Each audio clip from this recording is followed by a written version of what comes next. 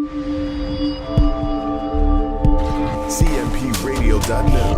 It's the station.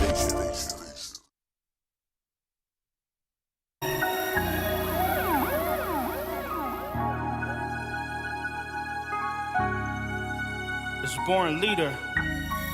Work hard, expect nothing, right? That's right. Huh. Time now, baby. Time now record. Hey. First things first, I put my old name, be easy in the dirt. 6 feet, we don't even need a hearse. Raised from the dead, so this is my rebirth. Born leader, the new name, I'm better suited. God gave me a gift and said you better use it. And I did drop a classic LP 1 year previously, but expect to hear better music. Still repping time now to the end of time. Running a good race, I can see the finish line. But it's nowhere near over yet. Son of God, so you know I'm set. Show respect. Did a lot, still got a lot more to do. But through everything, I remain more than true. And God got more for you. Young man, let me show you what's in store for you.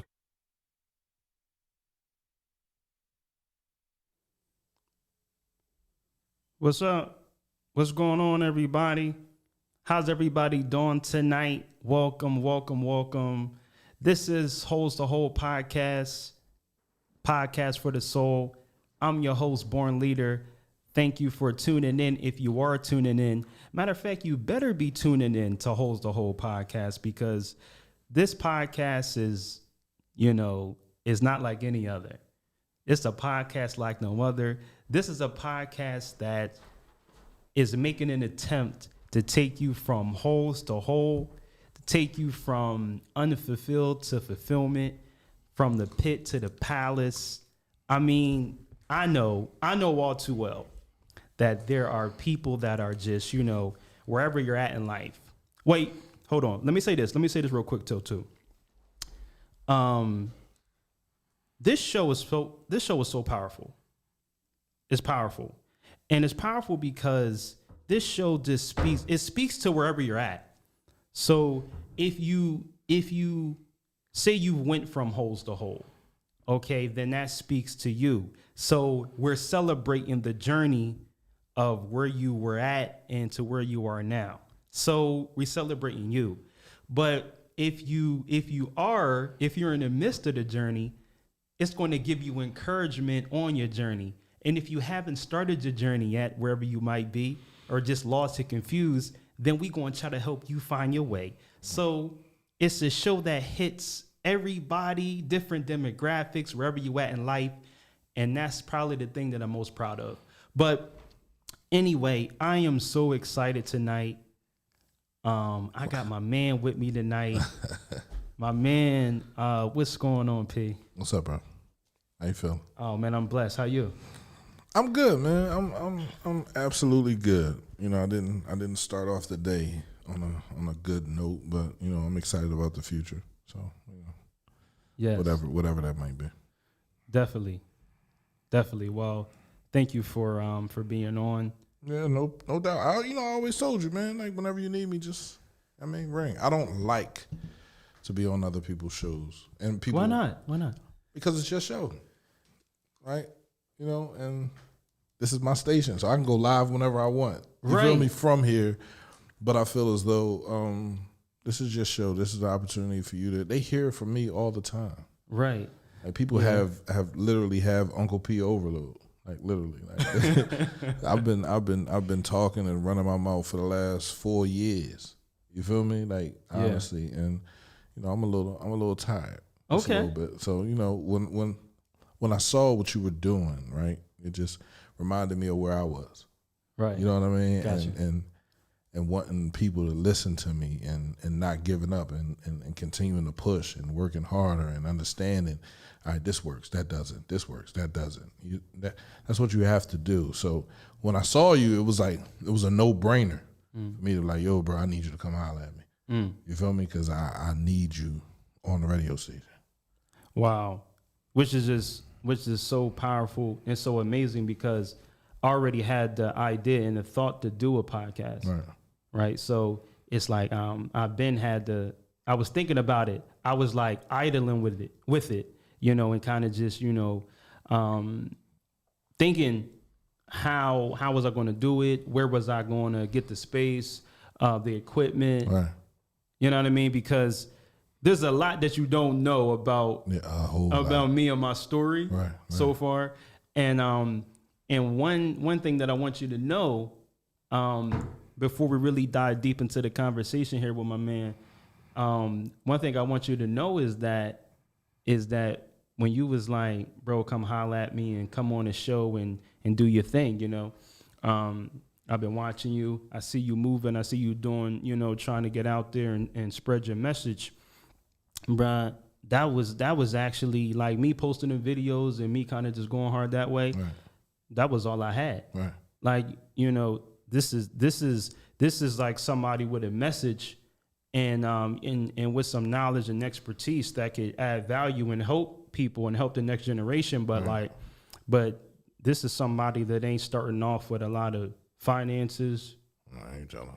I was the same way. Right. Like this is from the bottom of bottoms. Right. You know what I'm saying? Absolutely. So, you know, when you was like, come holla at me, we got this space, it was, you know, I knew that was God, you know what I'm saying? Because me trying to get out the idea and me trying to do it, it was no way possible. Right. You know what I mean? Financially. Right.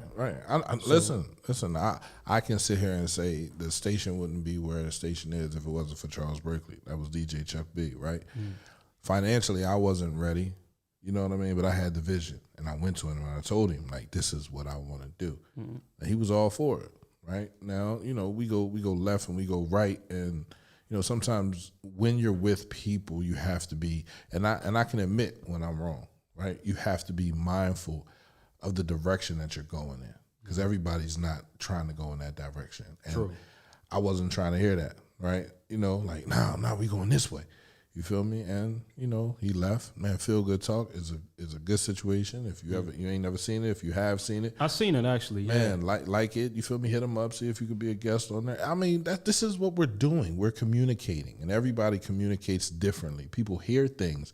You can hear the exact same thing, in a different way. Right. And they played that game when we were younger. Right. You'd tell one person, and then by the time I got to the end of the room, Johnny Mae's mom had diarrhea. You know what I'm saying? Like, and it will go crazy just like that. But you know, for me, I just wanted the voiceless, the people that felt as though they were being ignored, the people that felt as though no one was hearing them, to be heard, right? Without having to go crazy, without having to hurt somebody or do something to somebody. The things that go on in our community, right, are propagated and given to us by the news, right? Oh, a shooting in Chester, this in Chester, but you never really hear the positive information. Right. Young black man saves a family. Young black man is a father. Young black woman is a mother. Young black woman saves a family, right? You never hear that. Right. But since we opened up the radio station, man, that's all we've been hearing, right? Is the positivity inside of this community.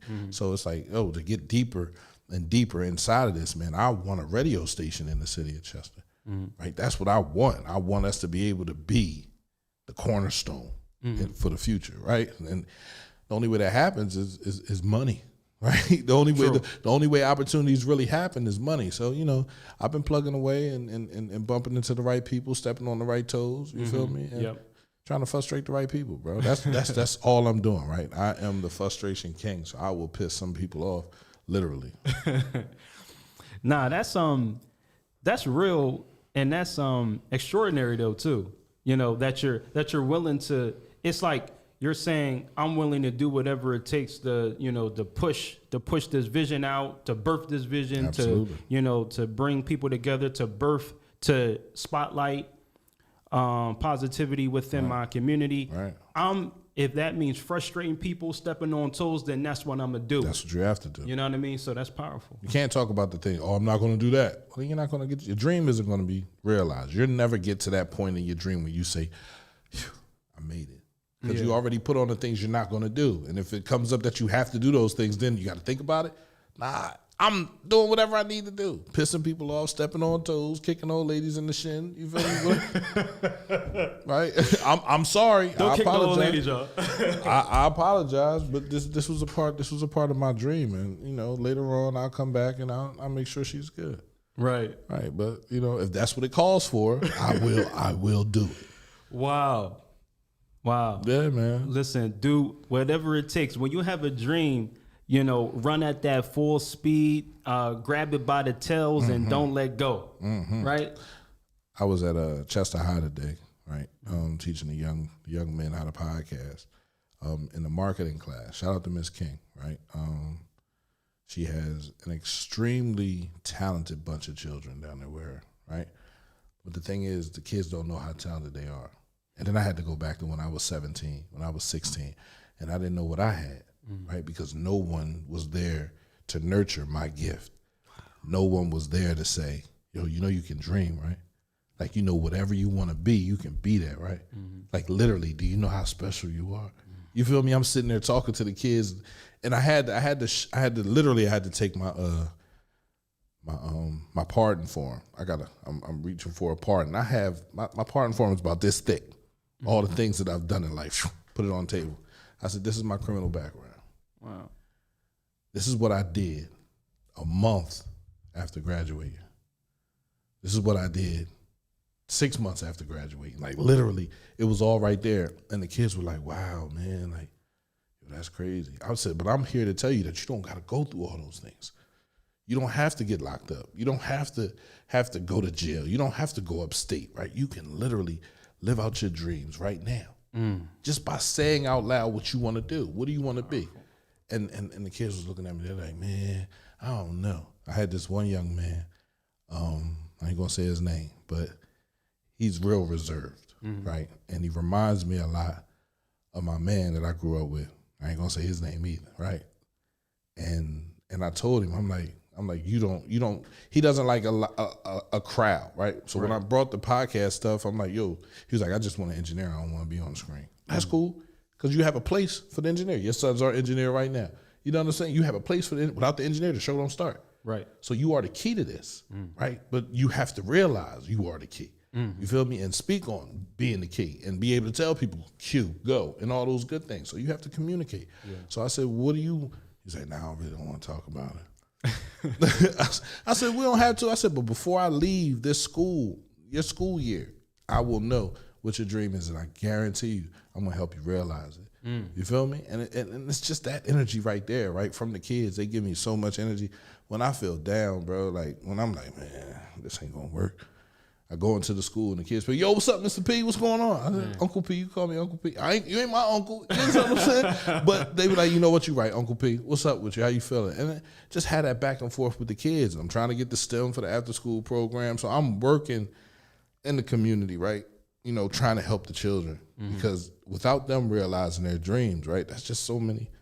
Do you know how many people in the city are dreamless? Wow. That's crazy. Right? A lot. A lot. How many people are angry? A lot. Yeah. So just by dreaming, you open up another portal in your brain that says, I can be happy. Like, my dreams can come true. Wow. You understand what I'm saying? Now I bang with you because you're coming from the spiritual aspect of it, right? Yes. And I will never, ever get up here and bang anybody's religion, because that's your personal journey. Right. And I love it that you are as confident as you are in your God to say, listen, it's possible if you believe in him. Oh, yeah. The same way you believe in that, I want the kids to believe in themselves. Right? It's nothing wrong with that. So if you can mix a little bit of that in with a little bit of this and give them a cake that blows up and feeds 150 people, then that's great. But the children have to understand they have to believe in themselves first. Right. So that's what I'm doing, right? I just want the kids to dream. Tell me what your dream is. Tell me how you realize your dream in 5 years. Tell me how you realize your dream in 10 years. Just that simple. That's powerful.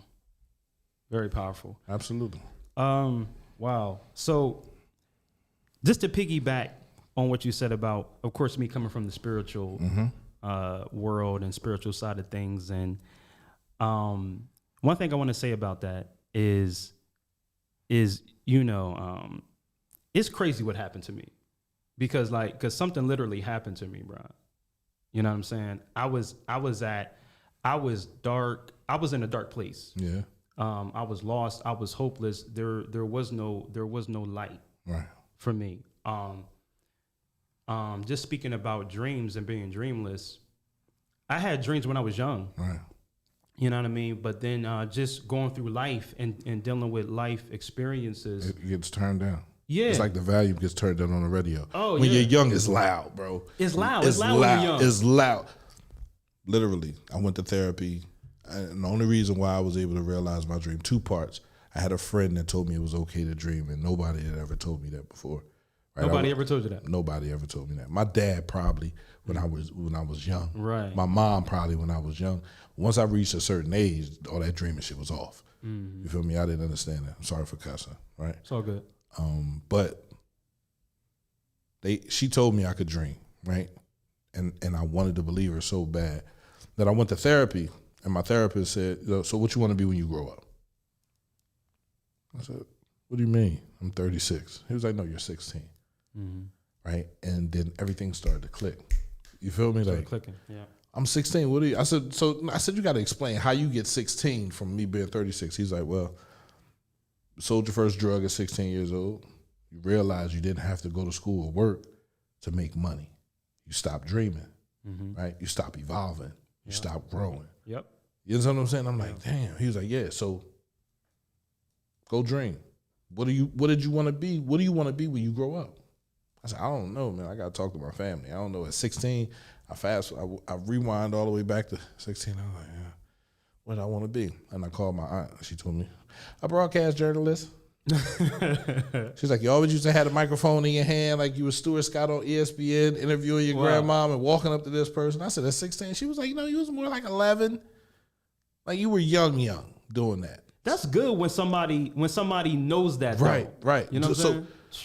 So my aunt, my mother, my grandmother, my cousins, they protected me. I was the only man in the family, right? So they protected me, and they watched everything that I did. My grandmother knew what I was doing out there in the street. She didn't want to admit it, but she knew what I was doing. But she was watching me. Come on! Every time she called me in, somebody ride around the block and shoot. Every time she told me to come in the house, something that would harm me happened outside. You know what I'm saying? So my grandma was very, very astute when it comes to watching me and what I was involved with. But I went back to therapy the next day, and I told him, I was like, "All right, broadcast journalist." He was like, "Well, go do it." I said, "Man, you know how much money it's going to cost for me to do that?" He was like, "YouTube University, look it up. And come in here, look it up, write down 10 reasons why you can't do it, then write down 20 reasons why you can. Then throw them 10 reasons why you can't do it in the trash and don't ever mention them again." Literally. So that's what I did, man. And I didn't have 20 reasons why I could do it. I just said I can do it. Like whatever's in my way, I can do it. After I wrote down the 10 reasons why I couldn't do it, no money, no education, you feel me? No real support, right? All the reasons why. And it just said you can do it by yourself if you have to. But you'll find the people. So I talked to him. Then I went over to a friend's house, and shout out to Maserati Rand and T Kane, man. They're and I told Rand this the other day. He inspired me because I walked in to PQ Radio 1 when they were on 23rd Street, and man, I was like, damn, I can do this. You feel me? I can get behind the microphone. I can tell people how I feel and what's going on, right. And that it's just once you awaken that dream, right? It's like a bird hatching. First, a little beak comes out, right? Then the wings get to moving. You feel me? So at this point, the wings was moving. And I'm like, I need to be on the show. So I went on the show. I was on No Q Tommy show. Shout out to No Q Tommy and Purple Queen. I was on their show, and they was talking. And I was like, man, I like this. I want my own show, the No Filter show. So we had the No Filter show, right? Then I got my own show, Revolutionary Minds. I was like, all right, I need my own station. You feel me? And this was all in a year, bro. Like literally, like just the dreams, because they moved to Philly, and I didn't speak Philadelphia. I speak Chestorian. I like you know what I'm saying? Like literally, I speak Chestorian. I speak for the people here of Chester. So at no time have I ever tried to, I love this city, bro. Everything that I've been through in this city made me who I am today. And I love it. I wouldn't change nothing, bro. We love our city. I wouldn't change nothing. So when you talk about the dark place you was in, I was in a dark place too, because I went through a divorce. I think when you go into those dark places, It allows you to be born again when you come out because you know you don't belong there. You know I got to change because I can't go out the same person that walked in. Right. That's what they're expecting. And they know how to push them right back in here. If I come out as a butterfly, they'd never be able to catch me. Right. So I went in as a caterpillar, but I came out as a butterfly, bro. And that's powerful. I got crazy wings, bro. Crazy wings, bro. You got crazy wings. Crazy wings, bro. Man, that's so strong, man. Right. It's strong and it's true and it's powerful. And man, so listen, you said earlier Right. that sometimes you get tired of being in front. People get, I do. you get tired of talking sometimes. Yeah. They know who you are. Right. You are the man. You are, I'm the man next to the man, underneath his shoe. I never think of myself in that manner. But I get it. Right. And that's the humble. That's the humbleness. That's the humility, which I love. Right. You know what I mean? But so many brothers. Go ahead. I'm sorry. But I will say that when God gives you a vision, he gives it to you. Right.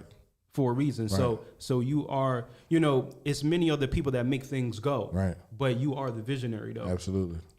And so I just want to remind you of that. Yeah. You are, nothing extra special, you know what I mean? Right. Necessarily. Right. You know what I'm saying? You still human, you make Right. mistakes, but listen, not too many people is out here having vision, birthing vision, and helping other people realize their vision. Absolutely. And that's a powerful thing. Yeah. Somebody hit me up the other day. He said, bro, man, you can't feel bad, man. You started 3 radio stations in the city. I said, 3? How do you? He's like, man, yours, feel good. I said, nah, don't do that, bro. We not going to do that, right? I started mine, right? And then he left to do his. That's not the same thing. He was like, nah, but your vision helped him have a vision. Right. Help him have a vision. Help them have a vision. He was like, nobody else was doing this stuff before you did it. Like, keep it a big. And people weren't talking about positivity the way they talking about positivity today. Right. He's like, so if you don't own it, then somebody else will. I said, but I that's not what I want to do. Right. Like, I give of myself constantly because I feel as though I owe this to this city. Right. I owe. Gotcha. Service to my city. Like literally, I say it all the day, man. I am of service. Whatever you need from me, like hit me up on the phone. I'm gonna do it. You feel me? I go out and clean. I'll be out there tomorrow cleaning the Curler Street entrance ramp. I don't know what the hell that is out there, right? I don't know. They threw paper out there. It's crazy out there, Joe. Oh, okay. But I'll be cleaning that tomorrow, right? Because I am of service. That shouldn't be how you feel getting on the highway. That should be it shouldn't look as bad as it looks. Right. So I'm gonna clean that tomorrow. And he's like, it's wintertime. I guess I'll be out there with the broom, right? Wow. And the dustpan and cleaning all that stuff up. Please, somebody be out there with my man to help him clean. No, I don't need no. I don't go clean somewhere else. There are tons of spaces in the city of Chester that can use a broom. That's true. And a trash can. Very true. Right. So I'm good. It takes me 2 hours to get out there and clean it. I put my headphones on. I get lost in thought. I get to think. Literally, right? Because I don't get a chance to meditate. Yo. As bad as I feel like everyone should take an hour or a half an hour to meditate and to really get inside of where they are thinking or what they're thinking about or where they are like positionally in life, right? Where are you? If you're not taking that time to meditate and figure it out, right, you'll be lost forever, bro. Yo, listen, let's stay right there for a second. Absolutely. Because I was just having this conversation with my son like a couple of days ago, and we were talking about like how people get stuck in a routine, right? It's like people get stuck in tradition and people get stuck in routines. You know what I mean? The routine of life, the routine of going to work, the routine of school. Yeah. Okay, I'm going to school and I'm gonna do that, and then on Friday I'm gonna go to work, and then the same routine week to week, and every day. And we were talking about if you get lost in a routine or stuck in a routine, it's impossible. It becomes impossible for you to step outside of that and see where you are. You know what I'm saying? Because you become a robot of sorts. Yes, you do. And just the same ho hum everyday thing. School work. Yeah, school work. You'll never, see where you are, see where you need to go, see where you need to be. Believe you can be anywhere else if you're stuck in a routine. You know what I mean? We were just talking about that. So I try to tell my kids as much as possible to take a minute, right? Just to look it up. Look at what meditation can do for you. Just a minute, just an hour, just a half an hour, just 30 seconds, right? To think about where you are, where you're positioned in life. What are you doing? Or is what you're doing right now, is that what you want to be doing? And if it's not what you want to be doing, you got to break free of that. Like literally, you got to break free of that. I just said that, and you got to say, yeah, I'm not doing that no more. Like I can't. That's not healthy for me. It's not working for me. Mm-hmm. So and that's major. That takes a lot. It took me 37 odd years, and literally most of those years, from age 12 to age 37, those 25 years, I wanted to die every day of those 35 years, bro. Mm-hmm. Didn't matter how I died. Didn't matter when I died. I just knew that I was going to die by the time I was 37, right? Because my dad died when he was 37. Okay. So, and I missed him so much. Wow. You feel me? It was death is what I saw every day. What age did your dad die? My dad died at 37. How old were you? I'm saying 12. Oh, you were 12. I was 12. So this next year, 2022, will be 30 years without my father, right? So and I didn't think I would see 37. Like I didn't care. Like literally, I put myself in bad situations to die, and I never died. I'm trying to die. Hello, no, it's not gonna happen. All right. I'm just go over here. I'll die over here. You know what I'm saying? So you think that all stemmed from the pain and hurt of losing your dad? Oh, absolutely. Absolutely. My father was strict. My father didn't play no games, bro. I already read Moby Dick 10 times by the time I was 12. I knew algebra. I knew geometry. I knew everything I needed for high school. I didn't need to go to high school. I didn't really go to high school. Okay. I cut. I was high. And everybody's like, yo, how you keep passing? Because this shit's easy. Mm-hmm. It's literally, I already know it. So, yep, that's there. Go in there, take the test, and walk out the class. Teacher's like, I'm not going to accept your test. I said, it's an A. You don't have to. You feel me? Like, just make sure you have it at the end of the year so you can tell them. Mm-hmm. Like, oh, man. Yeah, he's right. He's not lying. It is an A. Right? I had teachers try to help me, but I was stealing cars. I was doing all types of stuff, hanging out with people that I knew didn't really care about me and what I was doing. You feel me? Like, I just wanted to be lost. And I allowed myself to fall into that and to be lost. And that's strong. And it wasn't until I got a divorce from my ex-wife where I realized I had been bullshitting her, myself, my children, all this time. I'm not him. I'm nowhere near him. I don't even want to hurt anybody. I'm not this drug dealer I claim to be. I'm not him. I'm definitely me. That's beautiful. That's beautiful and so powerful because there is, now coming from the spiritual realm, I mean, there is a false identity inside us. Like, it's still on? We still good? Okay. All right, making sure we still good. But just piggybacking off what you said about, walking away, breaking free from that person, walking away from that, that drug dealer that you claim to be and this person and hanging around people you know that didn't love you. Man, I'm telling you, there is a false identity living on the inside of us. Like, there's an identity, that wants attention, that craves attention, that that, like you said, wants to be lost, that just doesn't want to be found, wants to prove how hard you are, want to prove how tough you are, that's the false identity. Yeah.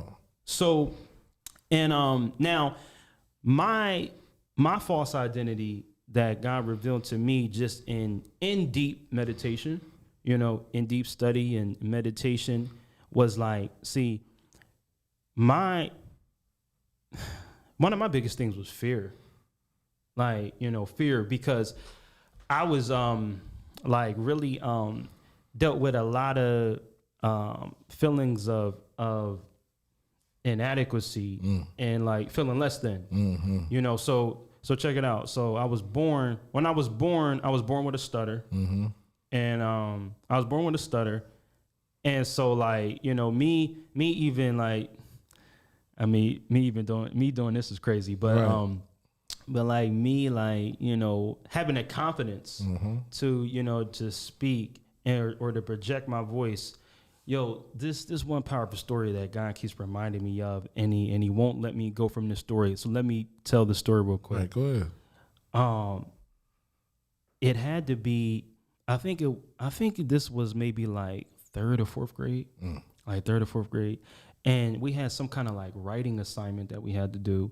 Some kind of like writing assignment on like write like a powerful experience you remember up to that point in life, something you did with your family or just a trip you went on. Write about something that's memorable to you in your life or whatever.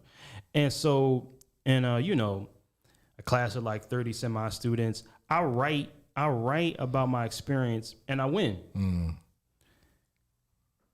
Right? Won first place. Right. You know what I'm saying? So Now you got to read it. Yeah. So now you got to get up.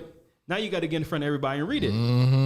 And something was going on in the cafeteria where the whole school was there. Right. Like the whole school was there to like witness this first place prize winner of this writing competition. So I'm there. So the teacher like, man, you won first place. I'm like, yay! You got to read it. No, you got to read it for Right. me. Right. So I'm like, nah, I can't do that. Now, can I pay somebody to read it for me? Yeah, exactly. Like, literally. And so, I would have done that. I would have paid somebody to read it for me. You would have paid somebody? Oh yeah. Yo, so what ended up happening was, my teacher had picked like one of my other peers, a classmate of mine. So a classmate of mine ended up reading my story that I wrote. And when his classmate was reading the story, I looked around. I was looking around and kind of just like, like gauging the crowd as he was reading. And like, and they were just like, they were into it. And then he's done. He gets done reading the story and like, it's a rousing ovation. You know what I'm saying? I mean, like, yeah. And everybody thought that he wrote it, like that was his story. Right. So anyway, fast forward to now, I'm meditating, I'm thinking about different things. God showed me different things in my life in the past and bring me up to speed. And he's like, son, he said that was one of them critical moments. That was one of the moments that you were so gripped, like, fear. You were so gripped by fear. Yes. You were so gripped by, you being unable or thinking you weren't able to do something. You know what I'm saying? He said, you were controlled by fear. And so that was one of the moments in life that like, I never like really like came back from that moment until God brought me back. Right. But that moment was like a moment that, but anyway, he said, don't ever let nobody else tell your story no more. Right. Like, you know what I'm saying? Tell your own story. Tell your own story. Right. Read your own story, write your own. Don't ever let nobody, take the credit, for something that you did. For your work. For your work. So, yeah. Yeah, and, but and, anyway. and being and fear is a big thing for me as well, right? Inadequacies are a huge part in our day-to-day life, right? What somebody has that you don't have, or how somebody looks in something that you don't look that way, or different things. So fear is big, and I don't care what nobody says, bro. You want to see some scared big jokers? Go to jail. I'm talking about huge. Look like they can lift a house if they wanted to. Scared to death. A lot of fear in jail. You want to be able to tell somebody, man, go to jail. Right? That wasn't you. Like, on the street, that ain't you. No, it's not you. You know what I'm saying? What's wrong, man? Nah. I done see you knock plenty jokers out. Like, nah, I'm good. Oh, you're scared. Fear is everywhere, right? So after I came home from jail, it was literally like, I ain't got nothing to be scared of no more. You feel me? Because a lot of what I was doing was out of fear. A lot of how I was moving was out of fear. You know? Yes. And it was like, nah, I ain't doing that no more. I'm good. And literally, like, I didn't go back. I didn't violate parole. I didn't do anything. My parole officer allowed me to go to Mississippi. I went to Mississippi, made $75,000 to $85,000 in 3 months. Then I got to collect unemployment. Obama gave me an extension on that, right? That was great. So maximum checks on unemployment twice a month. I was good. Then, so the money was crazy, and it allowed me to change and shift my life. But it also allowed me to make some of the worst decisions playing around that I ever did. Right? Wow, you made some bad decisions. Oh yeah. Hurtful decisions. Right? You know, I love my children. I don't regret my children. Right? I just regret the moment when they might have been made. and it's like, yo, I was not thinking, right? Because I love my children. I do, right? They all give me a gift that, you know, I think I have 6 girls and 1 son. I don't think, but I think I have 6 girls because I've always asked a female for love.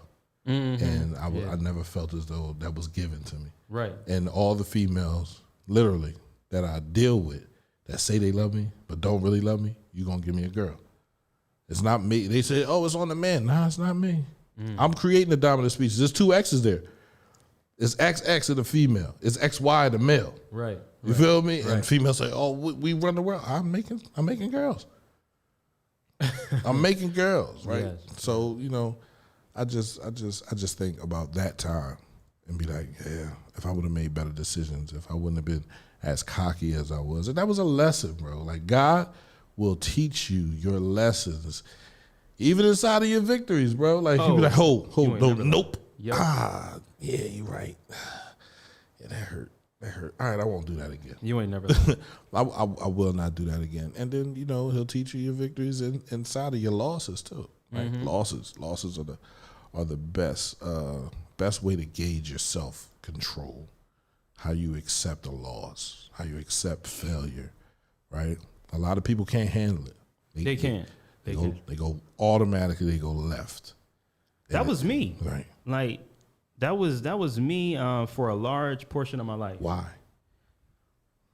Because I was so mentally and emotionally weak. Like I couldn't take it.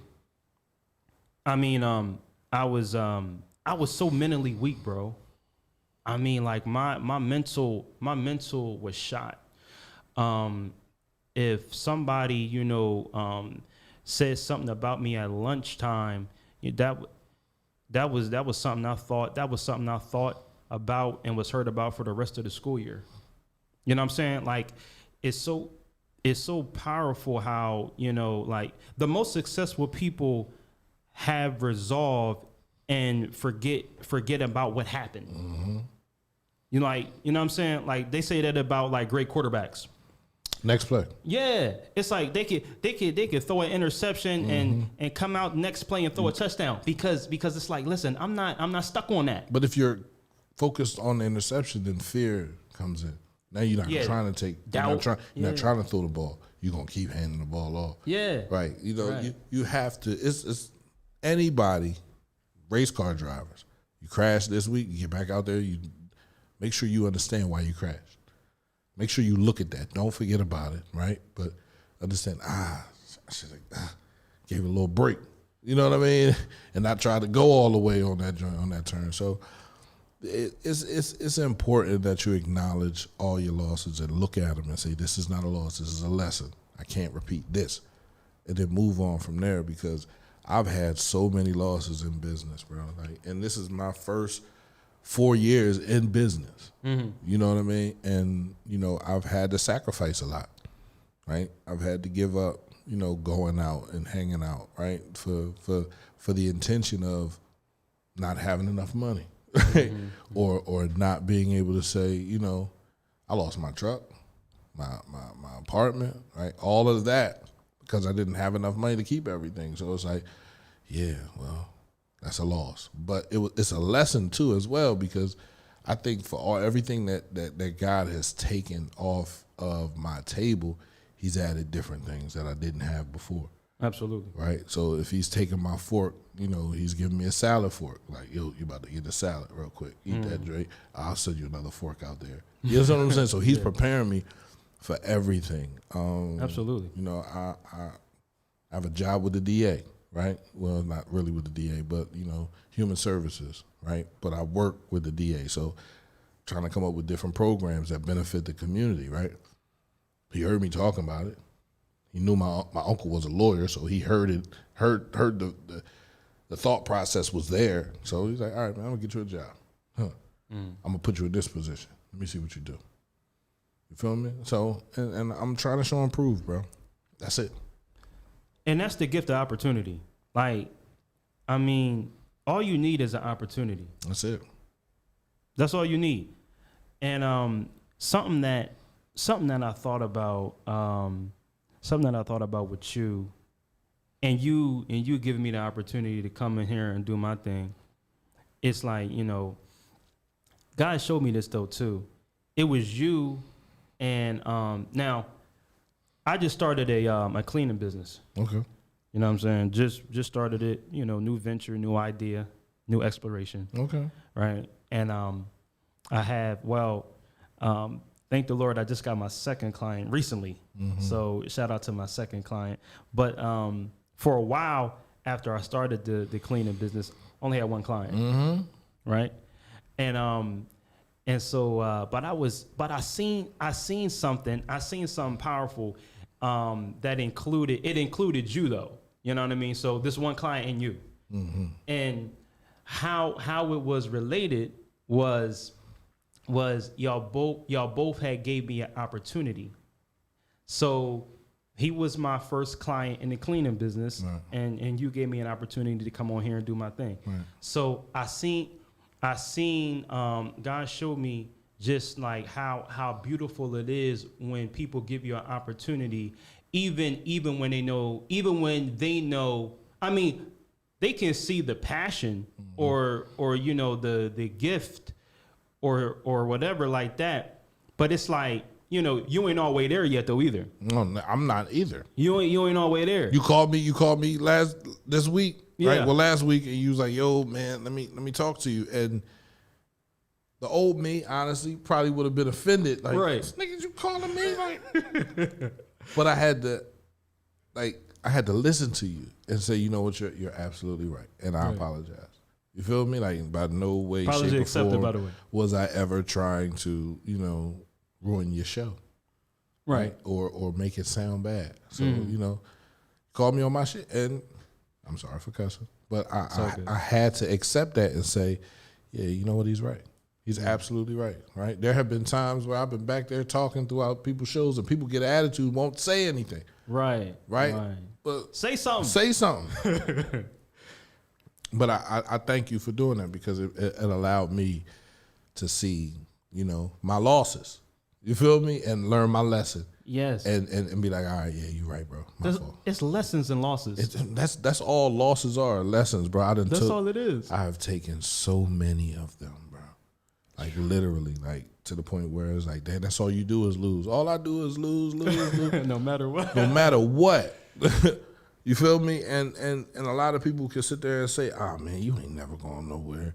Like, the friends that I had, I still love them, even though, it's not friendly when we're around, right? You're still looking at me like, this nigga. You feel me? He think he's some. No.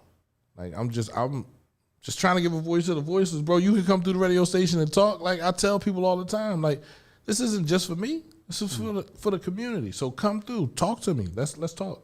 Right. But when I say, yeah, all right, man, you got to leave a donation or something for the radio station to stay up. Oh, man, you just want money. No, I just want the station to stay up. Right. It costs money to run this joint. Yeah. And if we ain't bringing in any money, what am I doing? I'm losing. Mm-hmm. Right? So, in my losses, I have learned, because I said this before in the Missing Plug. Shout out to Crystal. Missing Plug said, don't say that. I didn't do this for money. I didn't build this radio station for money. But does it take money to run? Absolutely. Does it take money every month, rent? And absolutely. So, you know, we understand that. So guess what we do? We turn into a nonprofit. So now we can reach out, get some grants, get some money in here, and probably grow and move. And that's what a real radio station do. Absolutely. So now we're moving as a real radio station. We're moving to those limits, right? You Right. know? And that's what I want. That's what I want. Right. Constant elevation, bro. Constant. Consistent. Consistent. Consistent. And not playing no games at all, right? Not taking no prisoners, bro. Right. I'm sorry. I can't take you. I'm not taking no prisoner. Nah. And don't. And Off don't. with your head. Literally. Yo, listen, man. This vision, this vision, and anybody's vision, right? Like, not even just talk about CMP, but Right.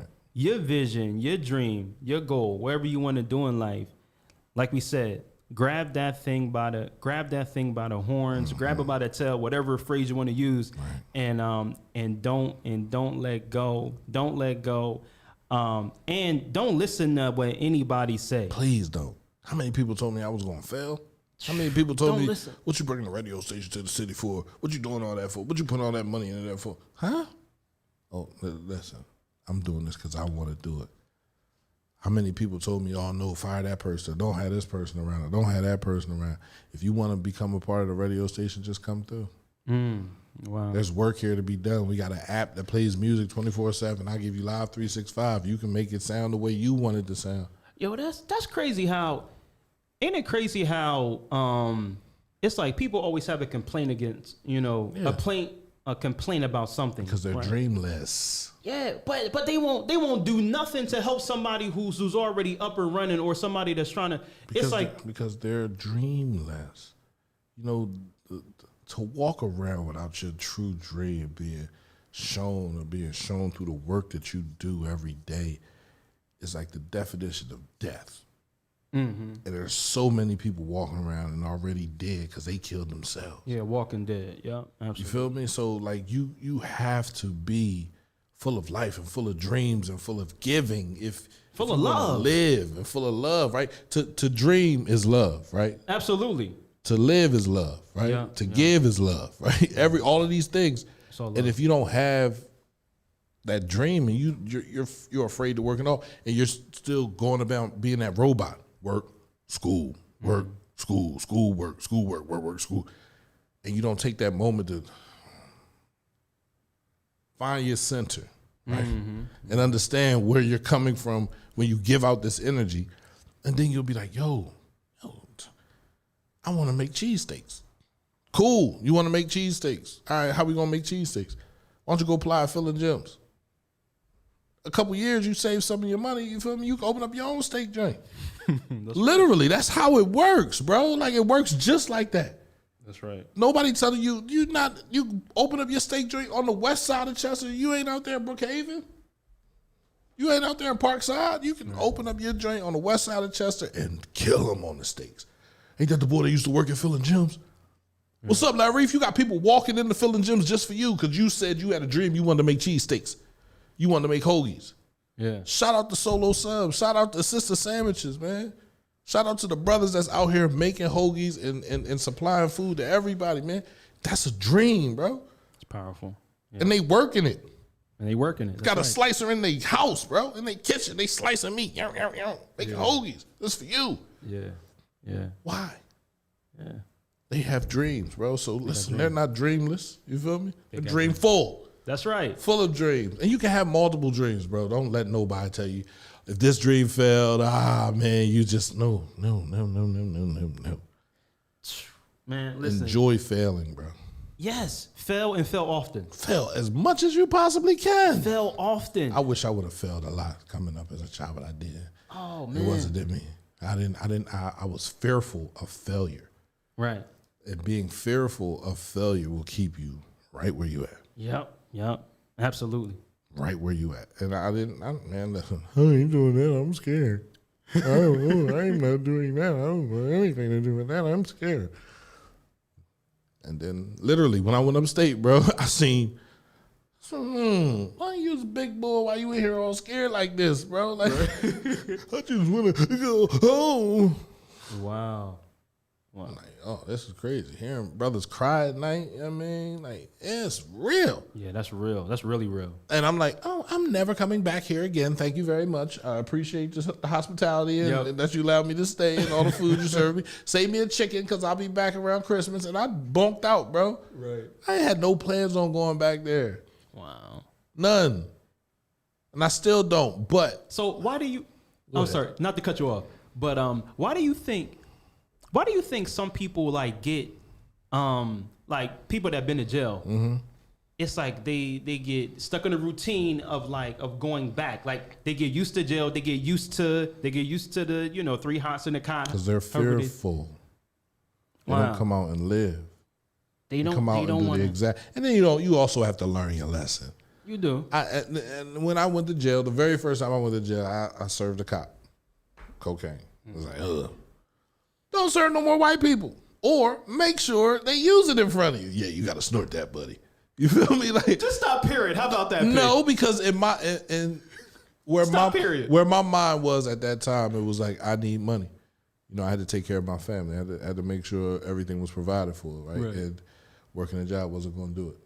Right, my family, we lost so much when my father died, like everything. Like so, it was like, damn, I got to build this back up. You feel me? Like I have to do this. So I just went out there and I did what I had to do. Now I didn't know what I was doing, but I did it. You feel me? I didn't really want to do it, but I did it. And I'm telling the cop, what? Oh yeah, I'm saving up to go to school. So when I told him that, he literally said, nah, he's a good guy, man. He really didn't want to serve me, and I made him serve me, you feel me? And he said he wants to go to school. Yeah, for real, you want to go to school? Yeah. Oh, well, your uncle is Lamont Givens. He was a lawyer, you feel me? Got 2 cousins that were judges. So they looked at me like, oh, no. All right, let him go to school. They let me go to Philadelphia Community College while I was locked up. Yeah. Yeah. I went to Philadelphia Community College. I studied, communications. You feel me? Like, only lasted like half of the semester. Wow. Because I was bringing cigarettes in the jail. I was bringing cigarettes in the jail, and they told me, and they snitched on me. They called the people, and the man was waiting. I'm like, yo, this ain't the same car. I'm leaving my book bag in the car. Like, leave my book bag in the car. He come out he's like, yo, is this book bag in the car? Couldn't give it up. Right. Yeah, they sent me to the hole. But, most people go back to jail over and over and over again because they're fearful. They want to prove that how they got caught last time, they can't get caught again. Mm-hmm. That happened. That was just a happenstance. Right. That's not their life. And I understood it was. When I went to jail, I was getting high, literally. Like, and I said, I can't get high no more. Like, I'm not doing that no more. When I come home, I'm done. I shook that devil off me, bro. Yeah, I left him right there in the jail cell. You can have him. Yep. I'm good because you have gotten on my last nerves, bro. You got me in here with men. Ain't no women in here. This ain't comfortable. Like, I could see if you had a woman come see me every night, but nah, that ain't happening. So no, I'm good. I don't want to go back to jail. Thank you very much. You can keep that. But for me, it was more so an opportunity to grow. And I left my addiction behind me. Now, did I drink? Absolutely. I still drink. You feel me? I came home and I drank a lot and I played a lot and I got myself in more trouble, right? Right. Got my hand smacked a couple times, and I'm the type of person I need to get smacked. Okay, that's 3. I'm good. You feel me? I'm not a one smacker, bro. Some people are like that. And that's me. Like, Me literally. too. If you look at I need to get smacked 2 or 3 times before I realize, yeah, I shouldn't have did that. Right? That's me too. Yeah. That's me too. Not to that extent, like as far as maybe going as far as you went, like streets and different things. Yeah. See, mine wasn't all the way out there like that. Right. But I am the kind that got to get smacked a couple times to be like, all right, I got it now. Yeah. Absolutely. And upstate was the last smack that I needed. Literally 7 times or 8 times I've been arrested. Like 8 times. 8 times. 8 times from 1998 to 2006. 8 times. Right. That's 8. A lot. Yeah, that's hell yeah, that's a lot. man. Hell yeah. That's literally 8 years. Yeah, 8 years and 8 times, bro. So once a year, every year I was getting locked up. That's crazy, man. Constantly. That's crazy. Until I just said, that's it. 2006, that was it. I said, all right. And everybody laughs at me because I say I was outside with no drawers on, no socks on, my flip flops, my sweatpants. When was this? February 2006. Mm. It was my sister's birthday. I just rented a car. I was going to let her take it. You feel me? And I was like, all right, let me run down the way, check something out real quick. Went down there, hollered at my man. You feel me? Didn't exchange anything. I had 30 dimes of cocaine on me. Police pull up. Like, fuck. All right, I'm out of here as soon as they pull off. I never turned my lights back on. Oh, man. He got on my ass. I was high. Like, I was super high. Okay, all right. And it didn't even matter. Literally. Like, when I sit here and I think about it, I'm like, damn, I could have turned the corner, threw the stuff out the window. You feel me? Like, it was so much I could have done, and I didn't do any of it because I was tired. Yeah, you wanted to get caught. I wanted to go to jail. Yeah. Right? That was it for me. And, I tried to run my flim flam on. Oh, man, I ain't got no license. This ain't my car. Oh, this is my wife's joint. You feel me? I just came out. Look, I ain't got no drawers on. And I just came out the house real quick. Just let me take it back home. Nah, step out the car. I'm like, what? Step out the car. All right, step out the car. Now I got my, and my nutsack. Like, it's on the side.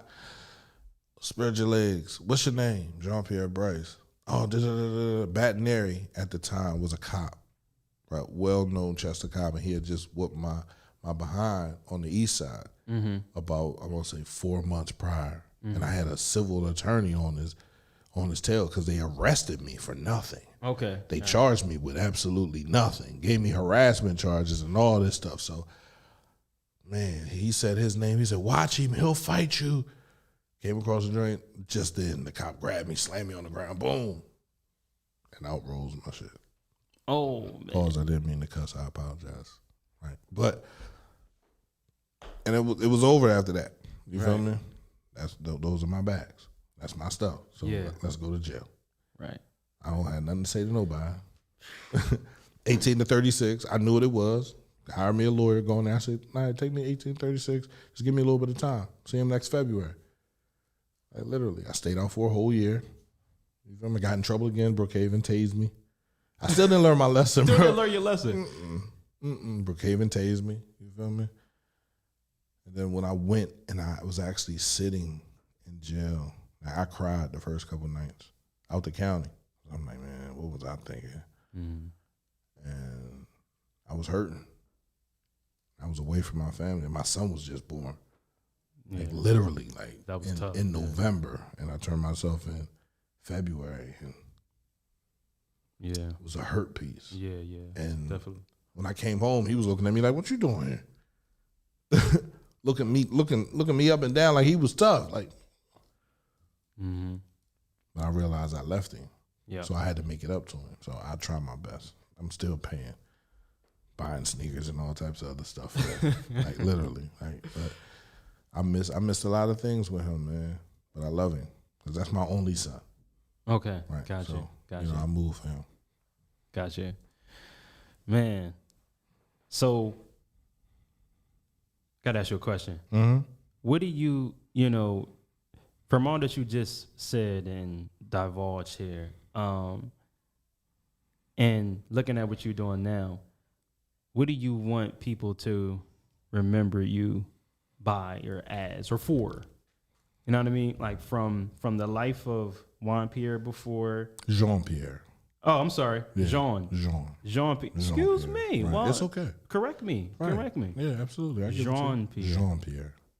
Okay, so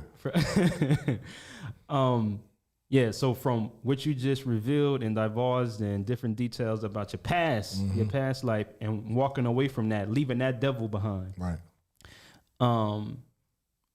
What do you want people to remember you for or as? Like when it's all said and done. My service. That's it. The fact that I've made myself available to my community. Mm-hmm. The fact that I gave my station to the community. You can remember me from my past, right? That too shall be removed at the end of the day. I just want people to understand where I'm coming from. Like my positivity is the key to unlocking your dreams. Literally, like positive energy unlocks all of that stuff, man. That negative energy, that not liking somebody or feeling some type of way about somebody, that doesn't unlock jack, but more negativity, right? You ever been mad at somebody and went in the house, then got mad at your wife or your girlfriend? Yeah. Then got mad at your kids because your kids' toys is on the floor. You done stepped on that joint. I've been there. Then got mad at the shower at the water because the water ain't coming out hard. Like, it's just a landfill of negativity, and it's contagious.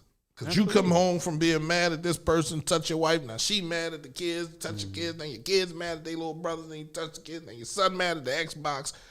You feel me? And that anger stays right there until the next day. And then you go out and touch the next person, the next person gets mad. Like, so positivity is the same way, bro. It's contagious, just like that. You come home, you got a good attitude. You talking to the wife, she got a good attitude. Right. She talk to the kids got a good attitude. He playing PlayStation. He just got his high score. He happy, you feel me? And it stays right there to the next day. Right. So give positive energy, bro. I don't care what's going on in your life, bro. And I know it's hard all the time to be positive, but try it. It works. Something I discovered is most people that are like that, that have, that are mad or always mad or just don't give off that positive energy is really because they're mad at themselves. Mm-hmm. Like, they're mad at themselves. They're mad at their life. They're mad because nobody told them they could dream. They mad because didn't nobody nurture them in love when they were young, you know what I mean? And encourage them to go for whatever they wanted to go for. So, I realized that, you know what I mean? That anger that's within that can make you hate me or you or people that's doing positive things is because that love and that positivity wasn't shown or nurtured in them. Absolutely. Which is sad, but it's real. You got to nurture it in yourself, and you got to make sure your kids see it and understand what it is. Mm-hmm. I'm constantly talking to my daughter. My daughter is a freshman at Lincoln University, LU. LU. And I constantly tell her about the position she finds herself in. Like, I didn't finish school. I dropped out. Your mom dropped out. Don't be a dropout. Don't follow us. Follow me now. Right. Positivity that I get. I don't care. And it's hard for anyone that knows me, knows of me, and has been around me, for anyone to sit there and say, yo, he means what he says. I do. Like, literally. Like, I want everybody to enjoy positivity. I've been around negative people, been talked about by negative people, and I ain't mad at them. None of them. Have a good day, bro. You sure you good? Yeah. Have a good day, man. Don't step on no raisins or nothing like that, right? It's like, don't step on no raisins. Nah, bro. Like, don't. Like, have a great day, man. On purpose, I love you. Be safe. Like, that's it. That's all the energy I got for you, man. I don't want to go to war. I don't want to fight you. Mm-hmm. Right? I'm only willing to fight if it is absolutely necessary. And then it's not even a fight. Now, my father always told me, he was Haitian. He came from Haiti. He was an immigrant.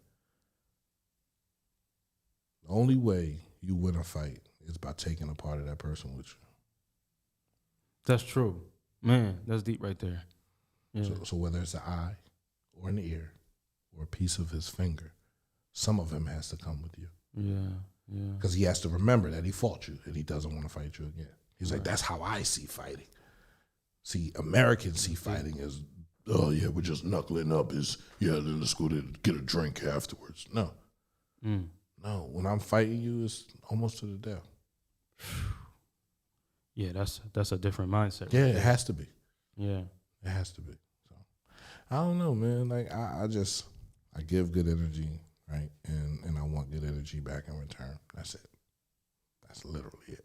That's the key. Yeah. That's the key, bro.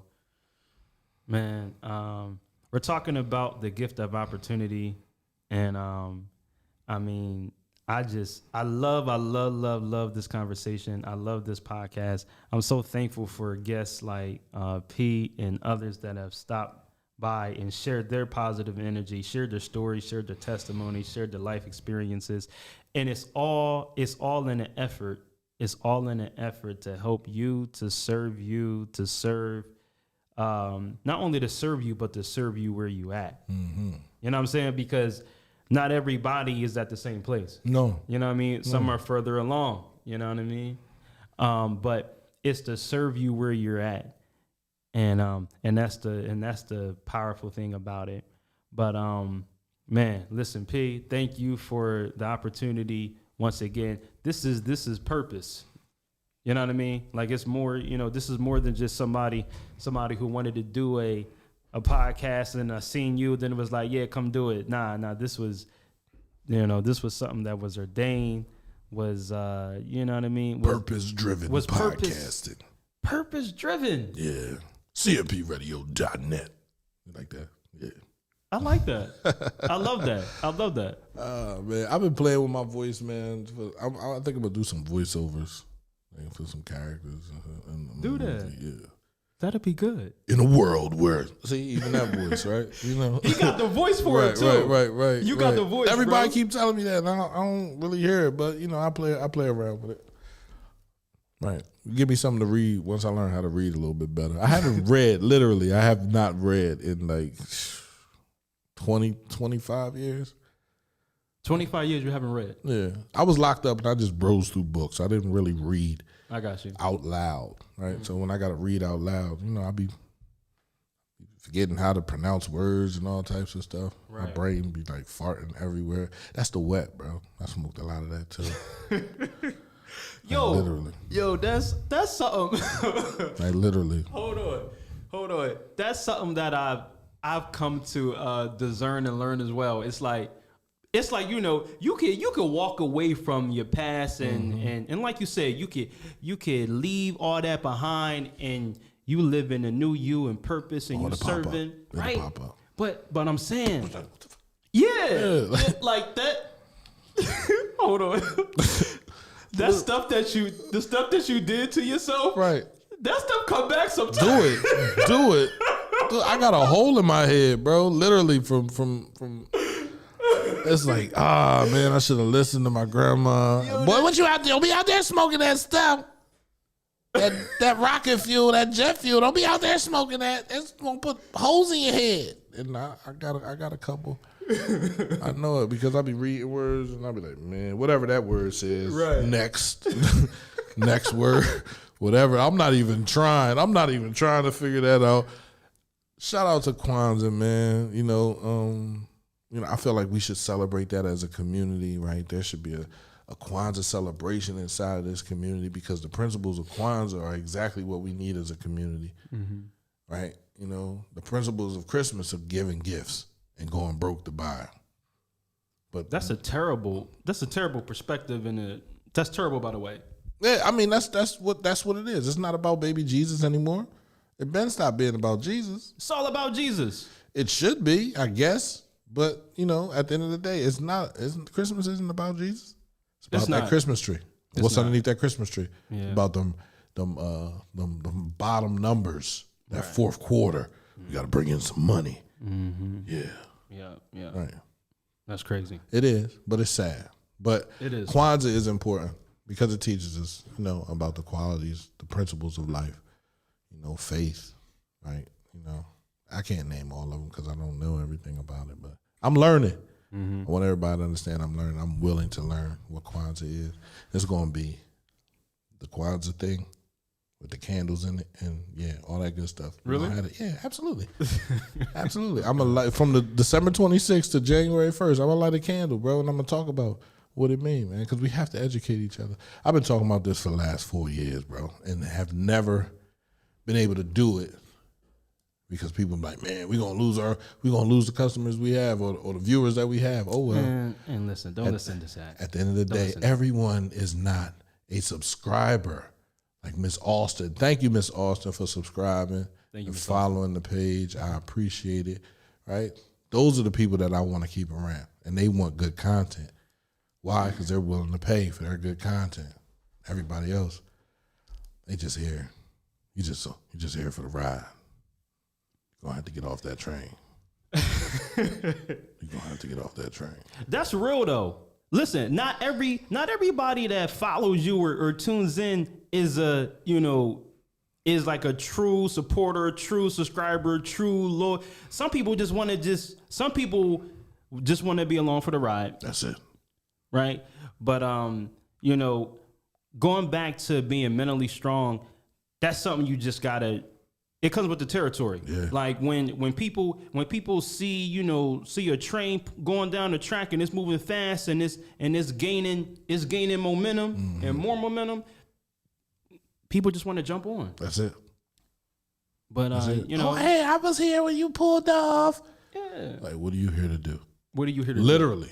do? If you're not willing to pick up an instrument and help us do anything, bro, you can leave me all the way alone.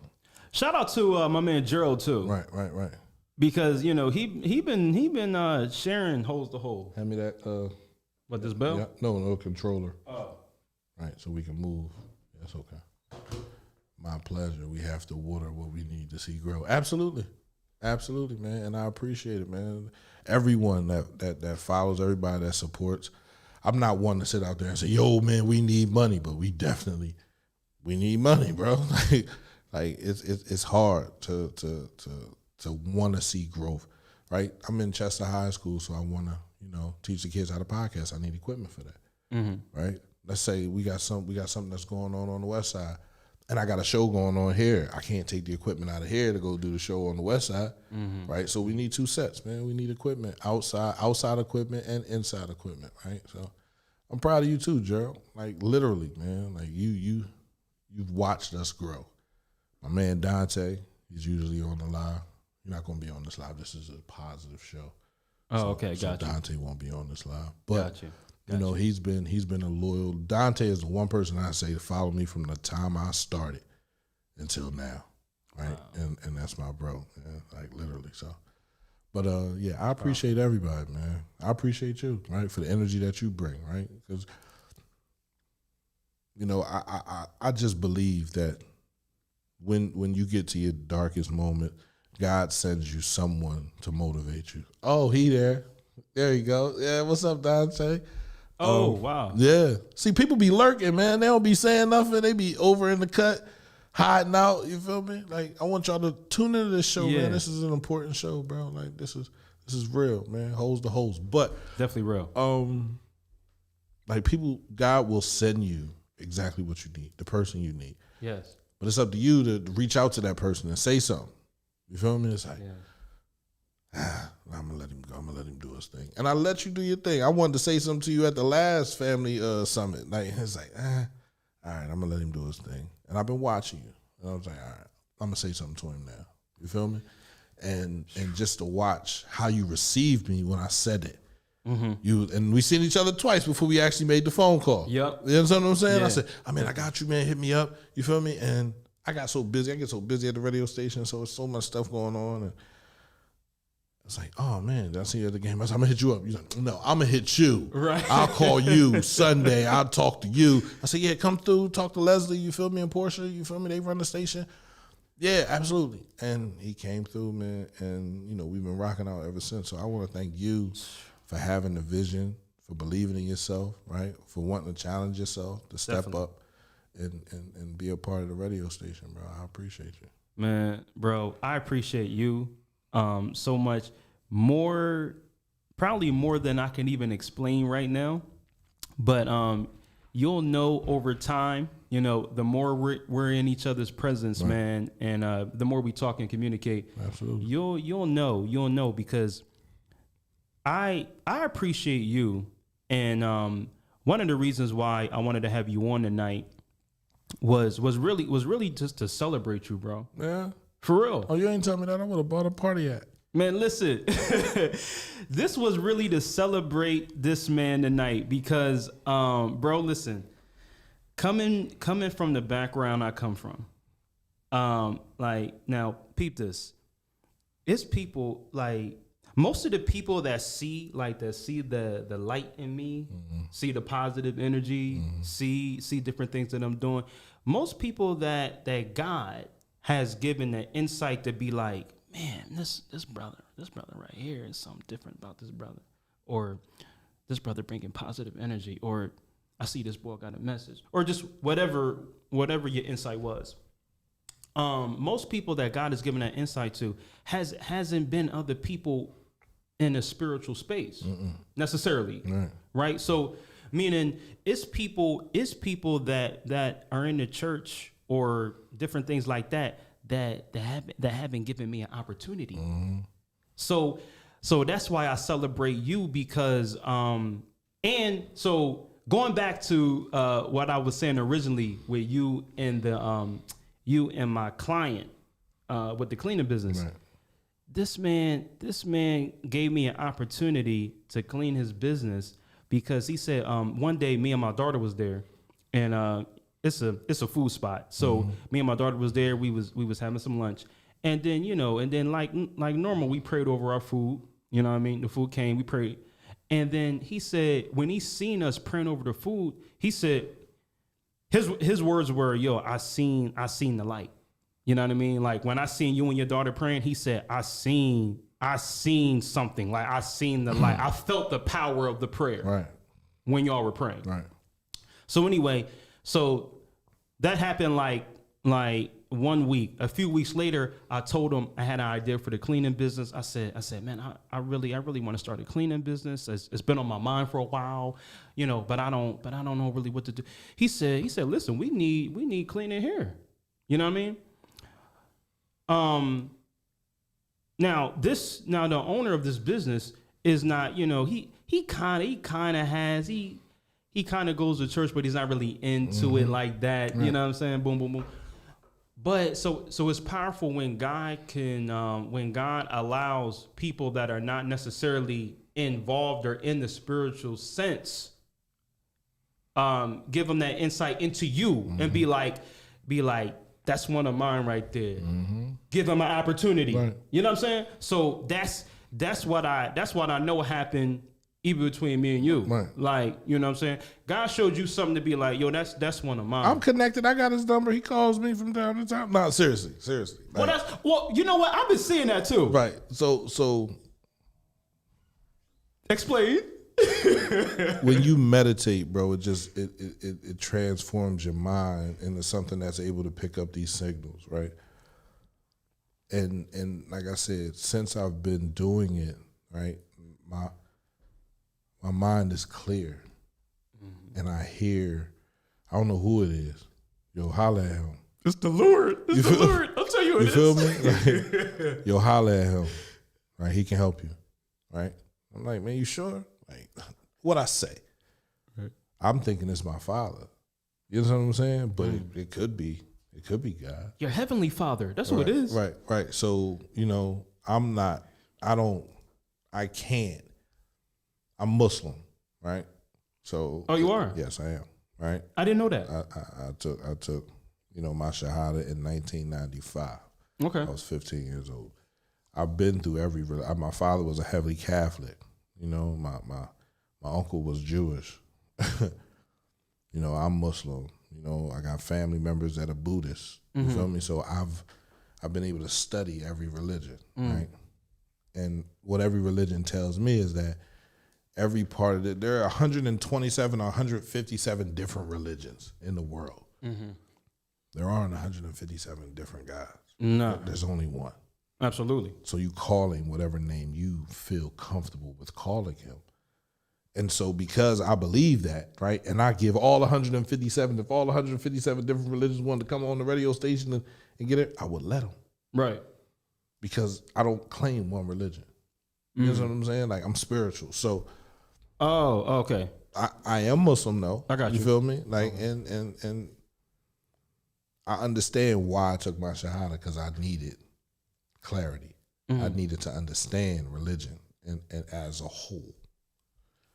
So for me, when I meditate and I take a second, I listen to what he's saying, right? Because my mind is clear. Don't give up on your dream. Inspire other people to dream. And your time is coming. That's all those are the three things I hear. So I don't know what that time means. It could be the time I've been waiting for my whole life to die. You feel me? So I don't want to rush it. You feel me? But at the end of the day, I do want to understand what my time is coming means. So whenever I'm meditating, bro, and I come out of it, I make sure I'm giving good energy to everybody. I make sure I'm letting the person know, yo, you can dream. Whatever it is, man, you can have the most far-fetched dream. My son wants to play in the NBA. I said, you know what that's going to take? You know you're going to have to work on that every day, even when you're sleeping. He said, what do you mean? How am I supposed to work on it when I'm sleeping? I don't know, flex your ankles. You feel me? Work your calves. You're going to have to work on that when you're sleeping, son. Because if you're not, you ain't getting no better. So for me, you know, giving good energy is definitely key. And, and meditating is the way to do that. Wow. That's deep.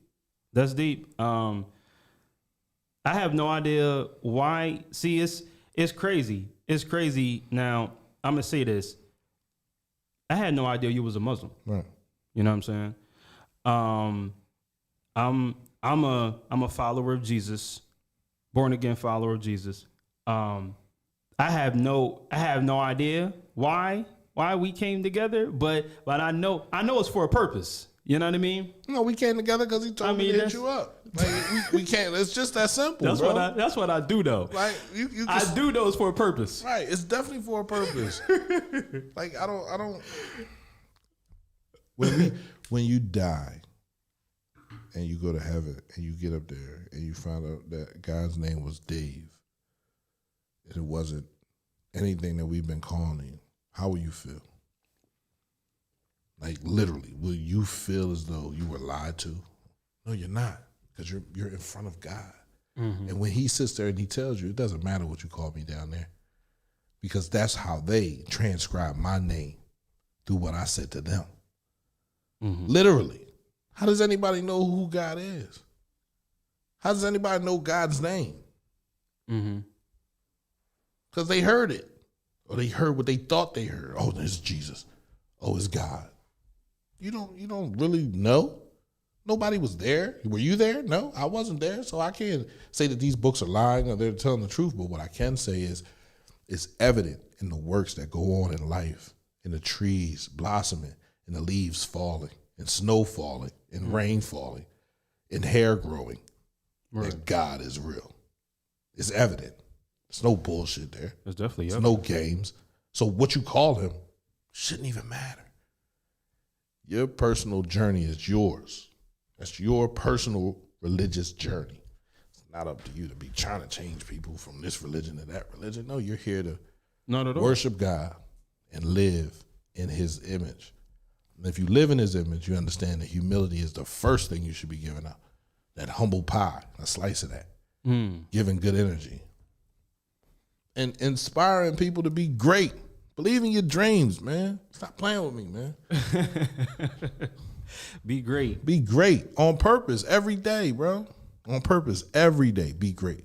Because it's all in you though too. I'm learning and I'm discovering and you know what I mean, that it's already in you. Like you are already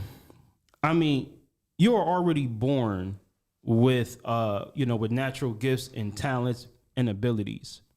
But over time and throughout life, it just gets, the gem, the beautiful gem that the Lord has placed inside, it gets, muddled. Muddled just by life, by death, by pain, by the loss of a father, by the loss of a, you know what I'm saying? It's like that gem that was placed in there, that natural talent that makes you, that makes you unique, that makes you special.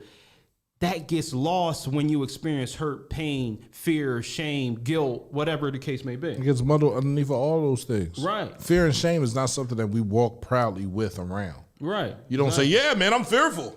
And I'm ashamed of everything I've ever done. Right. You feel me? I'm scared. You don't walk around with that, so you throw it in the back. Yeah. And if you throw it in the back, that blocks all your blessings. That blocks, It blocks everything. Gets in the way. Blocks that beautiful gem. Looking through the door like, yo, where he at? It's right there. You just got to move all that stuff. You got to own all that shit.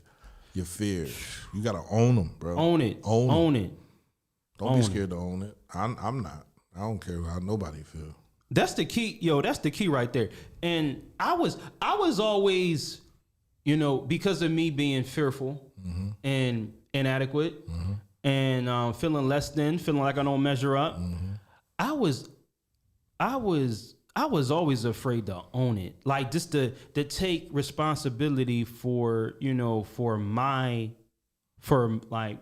part in everything. It occurred to me, like, now I'm 37. I'm 37.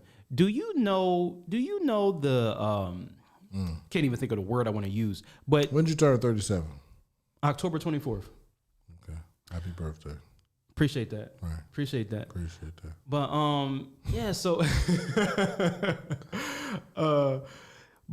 I'm 37, and do you know like how just crazy it was, like when you get to like 34, 35. Bro, that's when everything changed. So literally, like, And it's like you realize that you were living fearful, and you were blaming other people your entire life without owning it.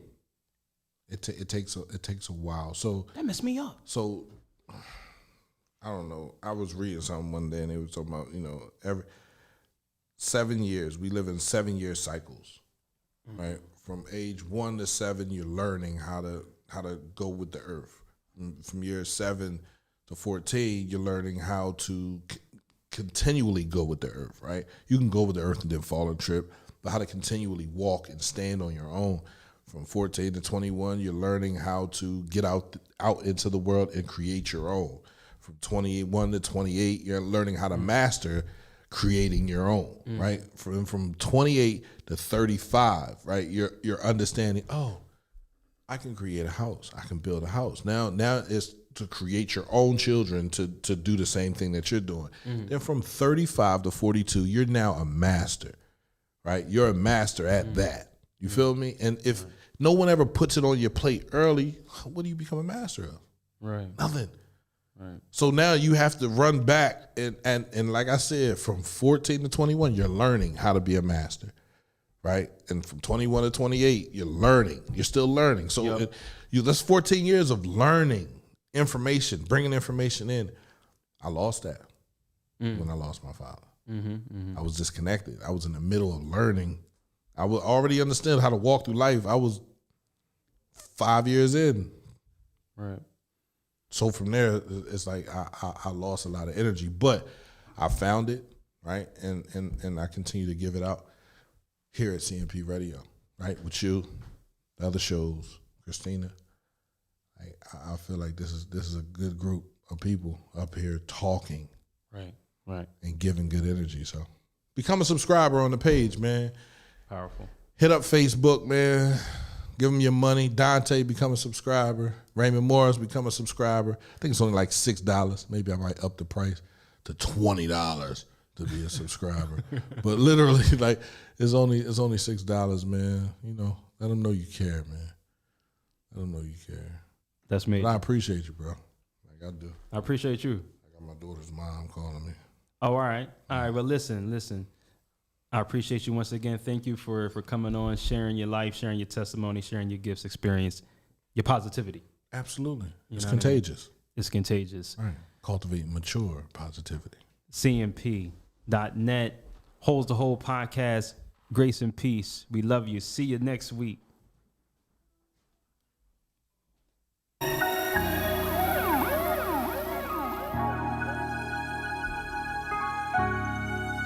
It's a born leader. Work hard, expect nothing, right? That's right. Hot. Time now, baby. Time now, record. Hey, first things first, I put my old name, Be Easy, in the dirt. 6 feet, we don't even need a hearse. Raised from the dead, so this is my rebirth. Born leader, the new name, I'm better suited. God gave me a gift and said you better use it. And I did drop a classic LP 1 year previously, but expect to hear better music. Still repping time now to the end of time. Running a good race, I can see the finish line. But it's nowhere near over yet. Son of God, so you know I'm set. Show respect. Did a lot, still got a lot more to do. But through everything, I remain more than true. And God got more for you. Young man, let me show you what's in store for you.